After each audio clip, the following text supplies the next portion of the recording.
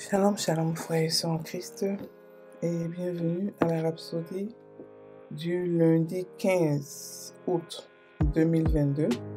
Rhapsodie écrite par le pasteur Chrysolia Kilomé, et la lecture est offerte par les vérités de l'Évangile. Le thème d'aujourd'hui est « Reconnaissez et affirmez votre divinité ». Le verset de Jean 3, verset 16, qui dit « Car Dieu a tant aimé le monde qu'il a donné son Fils unique, afin que quiconque croit en lui ne périsse point, mais qu'il ait la vie éternelle. » Alléluia. Le pasteur Christ dit, notre verset d'ouverture n'est pas une promesse, c'est une loi. C'est juste comme 2 Corinthiens 5, verset 17 qui nous dit, car si quelqu'un est en Christ, il est une nouvelle créature. Les choses anciennes sont passées, voici, toutes choses sont devenues nouvelles. Ce passage est notre verset d'ouverture, ne sont pas des promesses de Dieu, ce sont les déclarations souveraines de Dieu. Celui qui est né de nouveau est une nouvelle création. Il ou elle a la vie et la nature de Dieu. Étant né de nouveau, votre vie humaine a été supplantée par la vie et la nature de Dieu.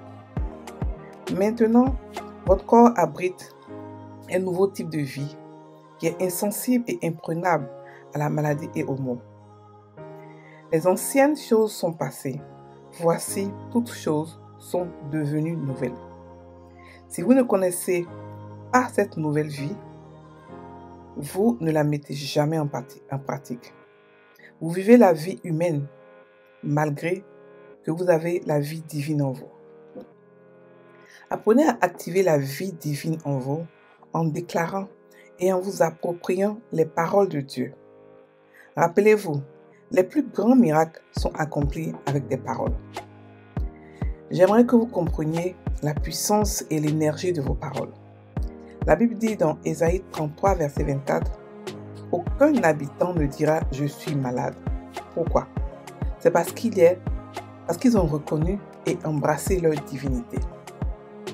La Bible dit dans 2 Pierre 1, verset 4, « Lequel nous assure de sa part les plus grandes et précieuses promesses, afin que par elles, vous deveniez participants de la nature divine. » Fin du verset. Vous êtes associés de panthéon divin. Vous venez d'en haut. Votre origine est divine. Pas étonnant que Jésus ait dit, « N'est-il pas écrit dans votre loi, j'ai dit, vous êtes des dieux. » Jean 10, verset 34. Reconnaissez et affirmez votre divinité, pratiquez cela. La Bible dit que la communication, l'expression quotidienne de votre foi devient efficace lorsque vous reconnaissez et affirmez qui vous êtes en Christ. Et cela de Philémon 1, verset 6. Alléluia. Alléluia. Donc le pasteur aujourd'hui nous parle de quelque chose de vraiment grand. Il parle de reconnaître d'abord et d'affirmer notre divinité. Affirmer qui nous sommes, ce n'est pas se gonfler, non. Affirmer surtout qui nous sommes en Christ, ce n'est pas ne pas être humble.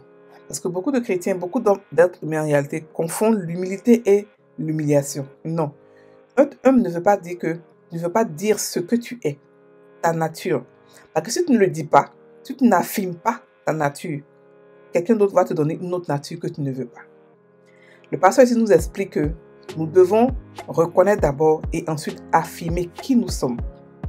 Et il a pris le verset Jean 3, verset 16 qui nous dit « Car Dieu a tant aimé le monde qu'il a donné son Fils unique, afin que quiconque croit en lui ne périsse point, mais qu'il ait la vie éternelle. » Il a expliqué que ça, c'est une promesse qui a été réalisée. Quand Jésus est mort, il a dit quoi? Tout est accompli. Ça veut dire que les promesses qui ont été faites aux Juifs dans l'Ancien Testament se sont accomplies en Jésus. Il n'y a plus de promesses futures. Les seules promesses futures que nous avons sont les promesses de l'enlèvement et la vie après l'enlèvement. Mais maintenant, nous vivons une vie divine maintenant. Pas plus tard. Ne croyez pas que la vie éternelle, c'est forcément quelque chose qu'on va vivre éternellement. Non. C'est vrai, mais tout le monde vit éternellement. Tout ce que Dieu a créé vit éternellement. Mais où vivre? La vie éternelle, c'est la vie de Dieu. Cette vie-là, si vous ne la confessez pas, vous ne prendrait pas conscience de cette vie-là. Beaucoup d'entre nous vivent une vie normale en étant des dieux. Et c'est vraiment dommage. Et 2 Corinthiens 5, verset 17 nous dit, « Car si quelqu'un est en Christ, il est une nouvelle créature. Les choses anciennes sont passées. Voici, toutes choses sont devenues nouvelles. » Quand il dit « voici », ça veut dire « regardez ». Vous ne voyez pas, ce n'est pas évident pour vous. Ce n'est pas une promesse, ce n'est pas quelque chose qui va se passer plus tard. C'est maintenant. Lorsque nous sommes nés de nouveau, nous sommes une nouvelle création. Nous ne sommes plus humains. Notre vie humaine est morte. Elle n'a jamais existé. Elle a été supplantée. Elle est partie. On n'est pas les rachetés de Dieu. On est le produit du rachat de Dieu. Nous ne sommes pas les rachetés. Les rachetés, ce sont ceux qui ont été, on a donné son sang et c'est les mêmes qui sont revenus encore pour dire, nous sommes les rachetés. C'est-à-dire que, mais ceux qui sont là aujourd'hui, les rachetés sont morts et revenus à une nouvelle vie. Et c'est ceux-là qui sont enfants de Dieu en puissance. Alléluia. Et nous avons la vie éternelle. Donc, dans la bonne nouvelle, il y a le rachat. Mais le rachat est un petit niveau. Pas un petit niveau, mais en tout cas, c'est une partie de la vie, de ce que nous sommes aujourd'hui. Alléluia. Donc, nous devons apprendre à vivre et à déclarer cela. Pourquoi nous déclarons cela? Même pour devenir chrétien, il faut déclarer. Il faut déclarer parce que la Bible dit que c'est par la bouche qu'on déclare qui nous sommes.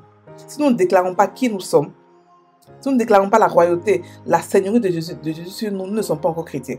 Et c'est comme ça que nous devons déclarer. Nous ne déclarons pas parce que nous voulons que ça vienne à l'existence. Ou même nous voulons que ces promesses se fassent. Non, les promesses sont déjà là. Nous déclarons pour en être plus conscients. Nous déclarons pour en être plus conscients. C'est ce que nous sommes déjà. Mais en le déclarant, nous devenons de plus en plus conscients. Et puis le pasteur a dit, reconnaissez et affirmez. C'est-à-dire que lorsque vous découvrez qui vous êtes dans la Bible, vous êtes d'accord, vous faites un accord, vous vous mettez d'accord avec ça. C'est-à-dire que vous reconnaissez, vous dites qu'effectivement je reconnais cela. Et après, vous affirmez votre divinité. Sur cette chaîne, nous avons les déclarations de foi chaque matin. C'est seulement 1 minute. Vous pouvez écouter et puis déclarer qui vous êtes. Nous déclarons sur tout, sur la santé divine, la prospérité, sur tout ce que vous pouvez imaginer. Alléluia. Donc ici, la Bible nous dit dans 2 Pierre 1,4 que lesquels nous assurent de sa part les plus grandes précieuses promesses, afin que par elles vous deveniez participants de la nature divine. Nous sommes des dieux. Nous appartenons à une famille de Dieu. Et nous sommes dans un lieu, le lieu où Dieu, le lieu le plus sûr, le plus prestigieux du royaume des cieux. C'est là que nous sommes. Et nous devons affirmer cela. N'ayez pas honte d'affirmer qui vous êtes. N'ayez pas honte de dire que vous êtes des enfants de Dieu et vous êtes aussi des dieux. Les enfants de Dieu sont qui? Sont des dieux. Les enfants des chiens sont des chiens. Les enfants de Dieu sont des dieux aussi. Alléluia. Nous devons affirmer notre divinité et nous la pratiquer. Alléluia. Le plus nous affirmons, nous commençons à le pratiquer sans nous rendre compte. Parce que quand nous affirmons, sans nous en rendre compte, nous le méditons par l'affirmation. Parce que dans la méditation, il y a aussi l'affirmation. Donc lorsque nous l'affirmons, nous le méditons aussi. Et lorsque nous le méditons aussi, elle rentre dans notre esprit, elle s'affermit là-bas. Et elle devient maintenant pour nous une réalité.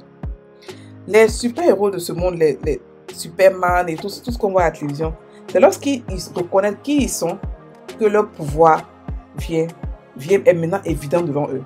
Nous aussi, si nous ne reconnaissons pas qui nous sommes, si nous ne sommes pas conscients de qui nous sommes, notre pouvoir sera avec nous. Bon, on va vivre comme des humains, avec beaucoup de maladies, avec les souffrances, avec la pauvreté, avec beaucoup de choses qui sont dans ce monde. Donc, mon frère et soeur, je vous exhorte tous à pouvoir reconnaître qui vous êtes et surtout à affirmer qui vous êtes. Ce que vous êtes en Christ, il n'y a rien dedans qui doit être caché. Nous devons affirmer. Ce n'est pas être gonflé d'affirmer qui nous sommes. Nous sommes les enfants de Dieu. Nous dominons et nous régnons par le nom de Jésus. Nous avons reçu beaucoup de cadeaux. Donc nous devons l'affirmer et le confesser tous les jours. Alléluia. Nous allons prendre maintenant la prière. Merci Père juste pour ta vie en moi. Je suis divin, né pour régner.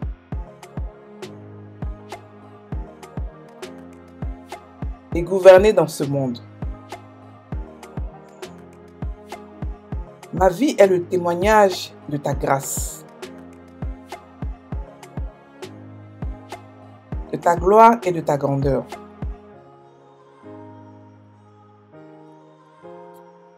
Je suis béni et je suis dispensateur de tes bénédictions et de ta bonté. Au nom de Jésus, Amen.